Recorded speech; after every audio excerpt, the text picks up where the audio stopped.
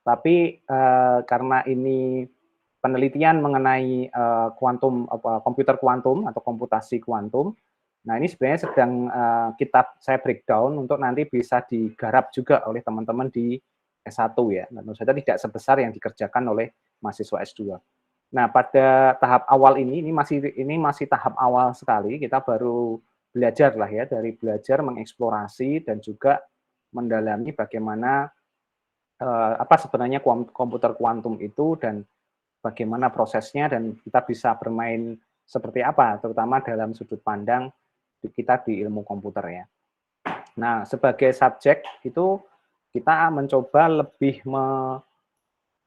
memfokuskan untuk melakukan analisis kinerja kompresi data, ya, jadi lebih ke arah kompresi data dengan metode reversible arithmetic coding ya. Jadi dengan pendekatan algoritma tertentu ya, yang pendekatan ini itu bisa digunakan di komputer kuantum, yang otomatis dia membutuhkan apa ya, istilahnya kalau bahasa algoritma itu kompleksitasnya tinggi ya, sehingga butuh proses pemecahan kompleksitas itu juga dengan kompleksitas yang tinggi. Nah, apa yang menarik dari quantum computing ya? Quantum computing ini menarik karena dia muncul karena ada kebutuhan terkait dengan pemrosesan data yang tidak hanya besar, tapi juga harus super cepat, ya, gitu ya. Yang itu tidak bisa diselesaikan oleh misalnya komputasi-komputasi berkinerja tinggi seperti high performance computer, superkomputer maupun big data. Nah, jadi kita butuh arsitektur yang lebih. Ini biasanya digunakan untuk riset-riset di bidang teknologi sangat maju ya. Jadi misalnya terkait dengan antariksa, dengan biomedical, kemudian health advanced health dan lain sebagainya. Itu biasanya akan bermain di hal-hal semacam ini. Nah, yang menjadi menarik sebenarnya adalah eh, kebutuhan semacam ini tuh kalau mungkin di dunia penelitian juga makin masif ya. Jadi kita misalnya di kampus kita misalnya atau di Indonesia secara umum menurut saya kita belum banyak yang berani atau belum banyak yang melangkah atau mengeksplor penelitian-penelitian yang sifatnya itu ke arah yang ini eksplositas ya atau eksplosivitas dari data dan juga kecepatan. Nah, jadi yang dibutuhkan adalah memang proses komputasi yang super cepat gitu ya dan dengan cara yang lain. Nah, dari hal itu muncul alternatif lain yaitu yang namanya quantum computer ya. Komputer kuantum sendiri didasarkan pada fenomena fisika sebenarnya mengenai kuantum teori yang bisa digunakan untuk mempercepat proses. Karena kuantum teori sendiri itu adalah teori di fisika yang dianggap membuat segala sesuatu prosesnya itu menjadi sangat cepat begitu ya. Dan itu sangat berbeda dengan proses yang terjadi di komputasi apa namanya biasa gitu ya. Nah, kemudian ini juga menjadi penting, ini akan makin kebutuhannya mungkin sekitar ya 5 atau paling cepat 5 tahun mendatang ini akan menjadi sesuatu yang sifatnya mandatory ya bagi siapapun. Sehingga harus diperhatikan. Apalagi ketika nanti dihubungkan dengan pemanfaatan machine learning, big data, dan juga kebutuhan-kebutuhan spesifik seperti medis dan lain sebagainya. Ketika awal pandemi COVID misalnya gitu, yang terjadi adalah kita butuh mesin komputasi untuk segera cepat itu memprediksi persebarannya, kemudian mungkin di apa namanya struktur biological medicalnya, biomedisnya, virus dan lain sebagainya. Dan itu tidak bisa secara cepat dilaksanakan dengan arsitektur teknologi komputer pada umumnya atau yang saat ini ada. Meskipun itu bentuknya sudah superkomputer. Nah, sehingga harus pindah atau menggunakan arsitektur komputer yang lebih cepat begitu ya.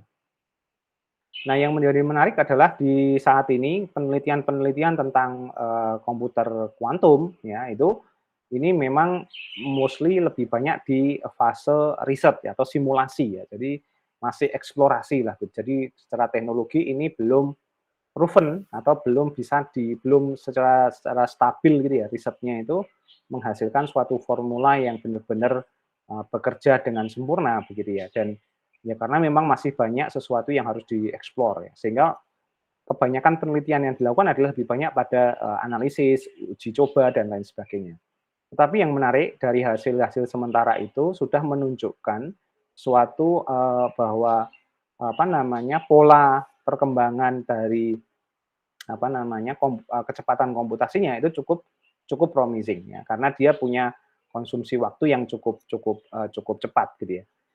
Dan ini sangat cocok untuk, digunakan sebagai arsitektur atau landasan untuk melakukan atau mengeksekusi komputasi-komputasi yang typically seperti ini, loosely ya, loosely itu, tingkat error-nya bisa sangat tinggi dan juga, kalau dieksekusi itu konsumsi waktunya tinggi. Nah, ini cocok untuk hal semacam itu. Nah, kompresi adalah salah satu contoh.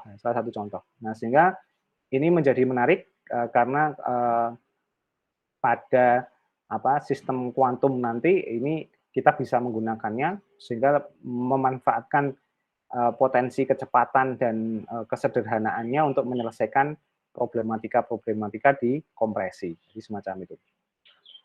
Nah, ini juga makin kencang ya, secara khusus kalau kita bicara kompresi, nah ini, proses kompresi ini cukup kompleks ya, meskipun cuma kayak mengompresi begitu, tapi, ini adalah, sangat sangat menantang, apalagi, biasanya objek kompresinya itu datanya juga macam-macam dan berkembang juga, dan tidak mudah mengkompresi data menjadi sangat kecil dan kemudian bisa dikirimkan dengan cepat, misalnya semacam itu. Karena sekarang mostly traffic data itu ya bentuknya misalnya data image atau data video, jadi semacam itu. Nah, yang menjadi menarik adalah, konsep kuantum, sistem komputer kuantum ini sudah sangat nyata, sudah mulai banyak yang mengerjakan dan juga mengembangkan. Salah satunya yang cukup terdepan itu misalnya IBM. Nah, IBM itu punya IBM Q, nah, yang menjadi arsitektur, mesin kuantumnya. Jadi, dan digambarkan atau dibentuknya mesin kuantum itu prosesornya seperti digambar ini ya, jadi semacam itu. Nah, ini, karena menggunakan konfigurasi paralel. Dugaan saya di CERN, ya, di Swiss itu juga mungkin sudah punya, komputer kuantum yang lebih besar ya, karena mereka punya hydrocarbon accelerator ya, yang jauh lebih, pemrosesannya itu sangat cepat sekali. Kemudian ada juga, IonQ, ada juga Rigetti dan lain sebagainya. Nah, moga-moga nanti, kitab juga bisa bergerak ya untuk punya punya mesin kuantum di kampus ya, sehingga kita bisa agak terdepan di sini. Nah, ini menjadi menarik juga.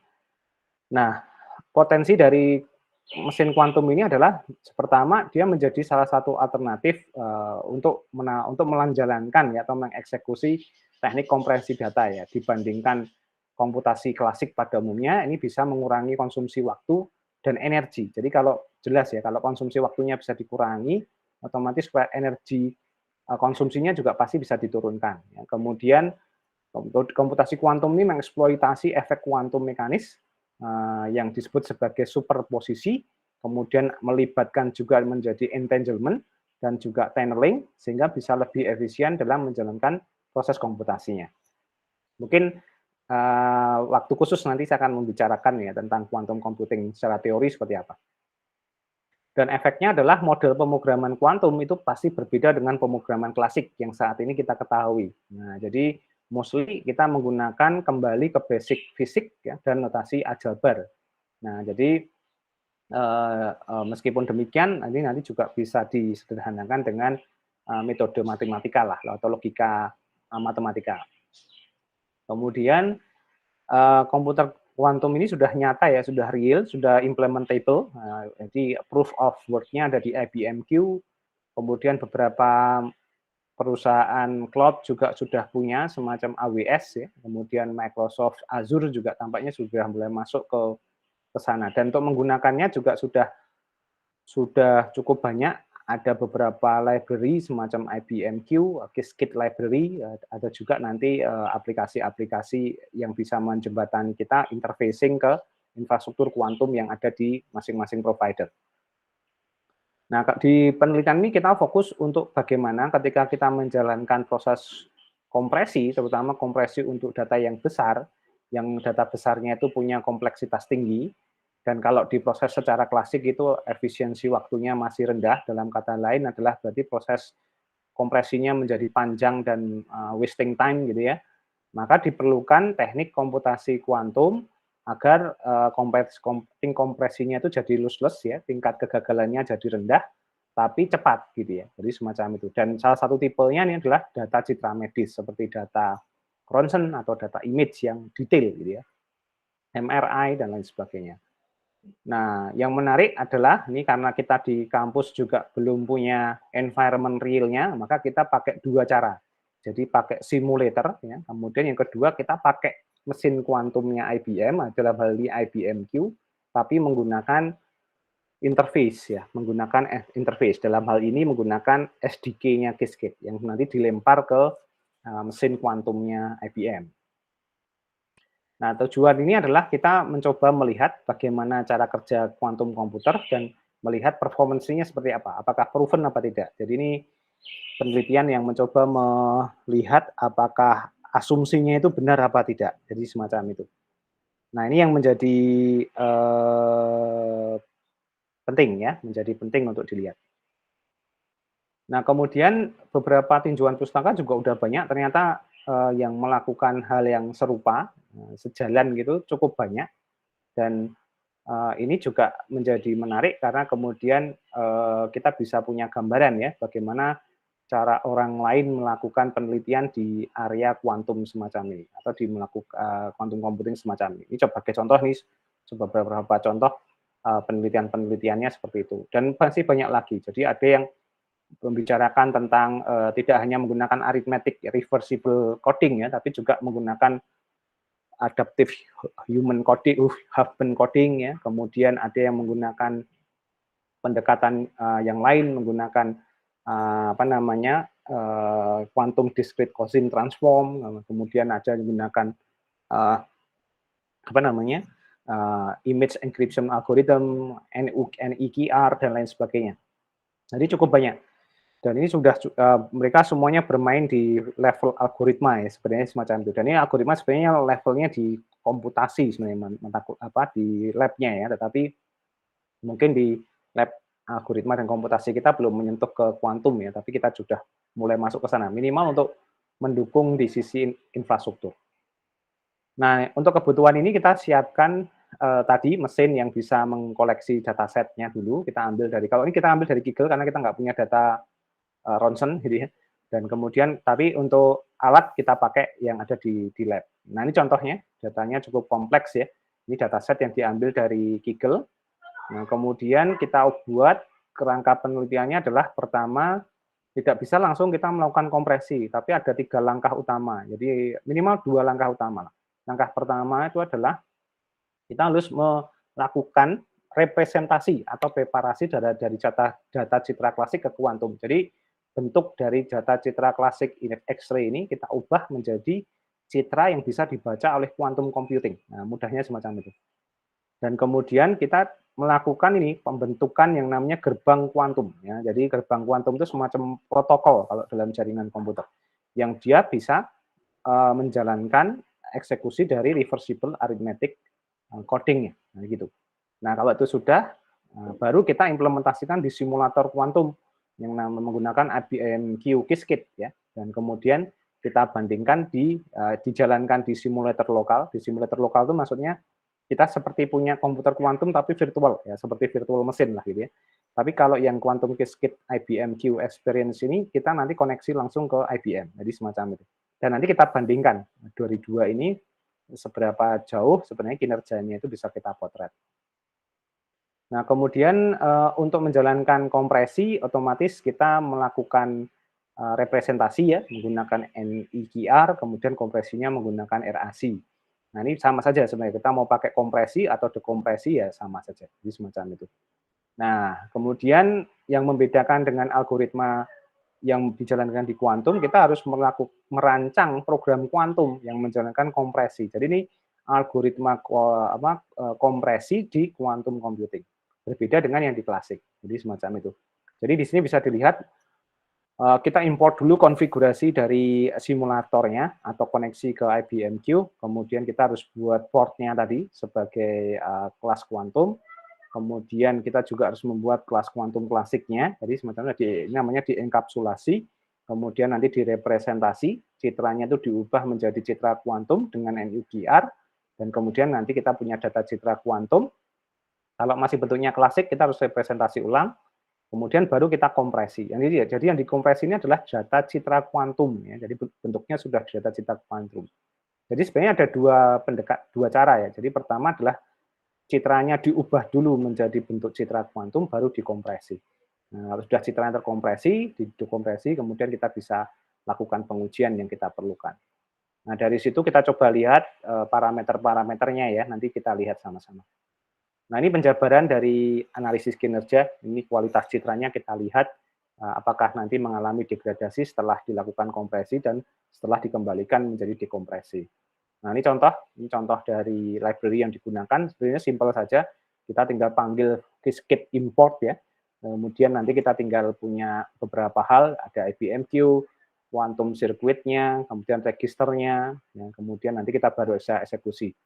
Dan ini kita bisa lihat ya, jadi semacam itu. Nah, kemudian untuk bisa load atau memanggil akses ke IBMQ, maka kita perlu mendapatkan akses. Nah, biasanya menggunakan token. Ya. Nah, jadi nanti kita request token agar kita dapat privilege untuk mengakses mesin kuantum di IBM. Jadi, nah ini yang harus dilakukan. Nah, ini adalah konversi tadi, konversi citra. Nah, ini adalah bentuk citra dari citra kuantum. Nah, kalau citranya klasik biasanya angkanya 0101 gitu ya. Jadi membentuk siluet gambar tertentu. Tapi kalau ini jadi citra kuantum. Ini proses. Nah, ini untuk membuat itu nanti kita harus melakukan perhitungan macam-macam. Jadi ada state basis kuantumnya, kemudian kita bermain dengan sudut vektor untuk mengkodekan warna. Nah, jadi ini dan mengkodekan ini menggunakan rumus kosin dan lain sebagainya. Jadi semacam itu. Nah, ini hasilnya semacam ini. Nah, proses untuk mengkonversi jadi citra kuantum ini juga menantang ya, karena tidak selalu berhasil ya. Jadi konsistensinya rendah. Kemudian nanti eksekusi back-end ini untuk eksekusi ke simulator IBMQ-nya, kemudian kita melakukan hasil pengujian. Nah, dari pengujian kita bagi menjadi 5 sekuen ya, dengan kita kumpulkan datanya itu dikelompokkan berdasarkan berdasarkan jumlah atau besaran filenya. Kita mulai dari 2 GB, 4 GB, 6 GB, 8 GB sampai 10 GB. Kemudian kita nanti lihat dari faktor kompresi, rasio kompresi, kemudian saving prosentasenya, dan kemudian efisiensi kompresinya. Nah, kemudian ini diuji pada back-end Qiskit. Ini berarti langsung melakukan pengujian ke mesin kuantum yang ada di IBM. Nah, di semacam itu. Ini hasilnya. Ini simulator, berarti ini ada di bawah ya, atau di server kita sendiri. Nah, kemudian kita lihat sebenarnya tidak ada yang membedakan ya hasilnya, karena berarti menunjukkan simulasi kuantumnya berjalan sebenarnya. Jadi baik yang ada di simulator maupun menggunakan IBMQ sebenarnya sama. Jadi hasilnya sama. Nah, yang membedakan sebenarnya nanti di kualitas ya, di kualitas. Meskipun rasio kompresi dan dekompresinya itu 100% ya, dalam artian berhasil 100%. Jadi tidak ada permasalahan. Nah, ini keberhasilan dekompresi ini terjadi karena kecepatan yang dimiliki oleh kuantum tadi membantu recovery dari data image yang sudah dikompresi menjadi dekompresi, kan gitu. Nah, kemudian kita bisa lihat, kita bandingkan waktu kompresi dan dekompresi, nah itu baru agak terlihat perbedaan.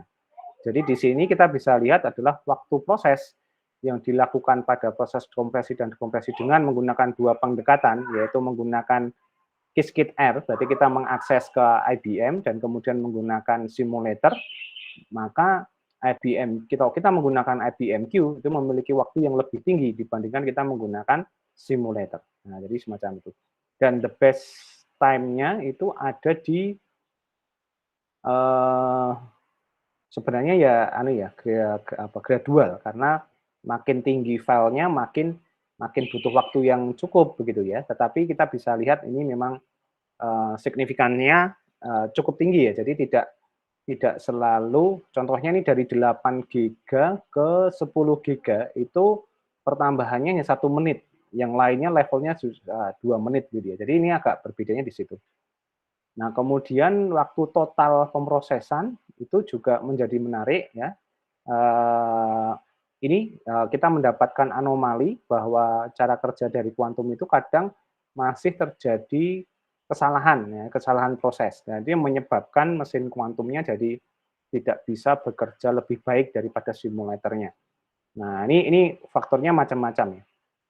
Nah, so far yang kita bisa tangkap adalah kalau prosesnya itu mengolah data yang sifatnya homogen, nah maka prosesnya itu akan smooth gitu ya. Tapi kalau mulai heterogen atau jenisnya macam-macam dan lainnya, maka dia akan mulai menunjukkan tadi kerentanan ya. Jadi ini kerentanan ini menjadi penting untuk diperhatikan apabila nanti kita berhadapan dengan subjek atau objek data yang macam-macam. Kan kita tidak bisa menyamakan semuanya sama kan, jadi semacam itu.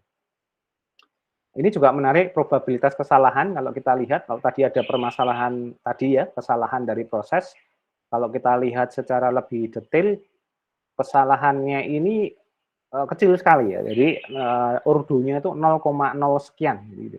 Bahkan pada tingkat tertentu itu 0,0 sekian. Jadi sepersekian nol gitu ya. Ini menunjukkan bahwa tingkat tingkat apa ya error rate-nya itu rendah sekali. Ini karena tadi memang kalau di dalam konteks kita bicara arsitektur sistem komputasi, apabila arsitekturnya itu punya kemampuan kecepatan yang by default itu cukup tinggi, maka kesalahan itu akan makin tereliminasi sebenarnya semacam itu. Maka kita menggunakan high performance computer atau super computer, maka secara tidak langsung itu by default kesalahan atau error rate yang terjadi itu bisa sangat minimal dibandingkan kalau kita menggunakan proses yang komputasi biasa.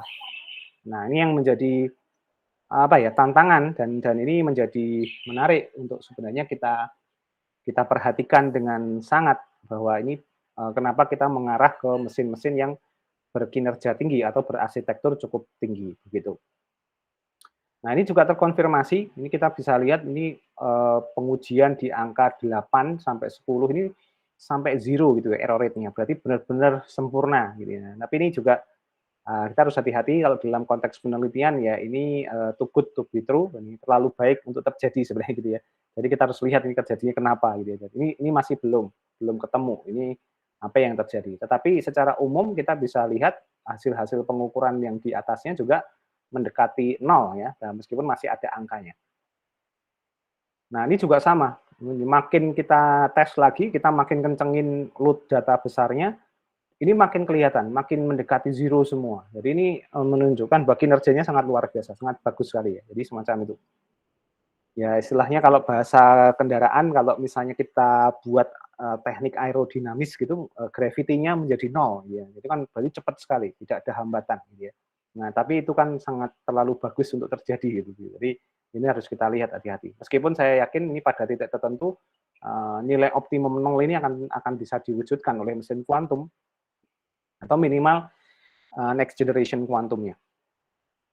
Nah, dari hasil itu kita bisa melihat bahwa kinerjanya sangat bagus sekali ya, 100% untuk kinerja kompresi dan dekompresinya. Tinggal permasalahannya ada pada tadi, kita harus mendiscovery apa yang terjadi dengan tadi ya, nilai-nilai yang mendekati nol. Nah, karena mendekati nol itu kita harus benar-benar cek apa yang menyebabkan dan apa juga yang kemudian menyebabkan itu bisa terjadi. Nah, jadi dan ini perlu diuji lebih lanjut ya. Jadi saya punya pemikiran nanti untuk riset-riset S1 itu adalah kita menggunakan platform penelitian yang sama seperti ini, ya, seperti kompresi, tapi datanya yang berbeda-beda.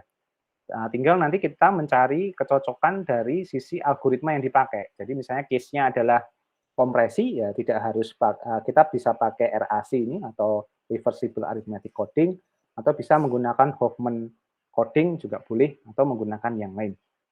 Kemudian untuk mungkin processing yang lain, mungkin misalnya semacam untuk prediksi atau probability, ya kita bisa pakai algoritmanya Monte Carlo atau yang lain, bisa juga kita pakai di sini. Jadi prinsipnya karena prinsipnya semua algoritma atau pendekatan tadi itu bisa dijalankan di mesin kuantum sebenarnya, asalkan tadi apa namanya titik krusialnya itu pada tadi mana?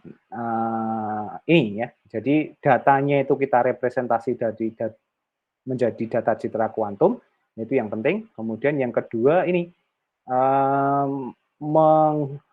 apa istilahnya itu menerapkan algoritma klasiknya itu di atas environment pemrosesan kuantum. Nah, ini yang menjadi tantangannya. Jadi ya, otomatis untuk bisa melakukan itu kembali lagi ke basic, kita harus mengetahui apa basic teori dari quantum computing. Nah, nanti kita harus bicara tentang quantum teori, nah, ya gitu.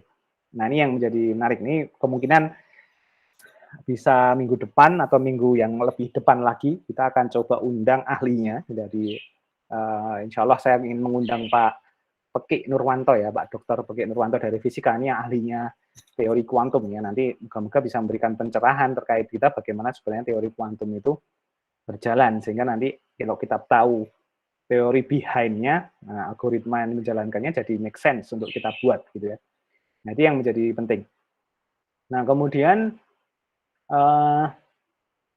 ada yang menarik lagi bahwa tentu saja nanti ini bisa menjadi banyak hal ya. Kita bisa menggunakan untuk data-data yang lebih kompleks ya, tidak hanya data kesehatan, data citra kewilayahan, semacam data satelit, data apa namanya image dari apa namanya NOAA atau mungkin data citra high resolution dari gunung berapi. Nah, itu sangat memungkinkan untuk digunakan sebagai materi ya untuk data analisis. Nah, itu yang penting ya. Dan kemudian nanti yang penting lagi adalah nih, ketika kita melakukan analisis, misalnya ada kompresi dan dekompresi, maka ya tidak bisa dipisahkan, harus jadi satu pasangannya. Jadi agar ini prosesnya tunggal gitu ya. Jadi semacam itu. Nah, dari situ nanti kita bisa analisis head to head gitu ya, prosesnya apa, hasil ujinya seperti apa. Nah, ini masih sangat luar biasa potensi untuk risetnya. Ini kalau saya sangat mendukung nih kalau ada yang mau melakukan penelitian ini. Penelitian seperti ini sangat sangat challenging gitu, karena bagi dosen juga ini sesuatu yang masih tanda kutip masih baru ya, masih banyak yang harus diekspor, dipelajari. Bahkan kadang kalau kita udah melakukan seperti ini, udah tahu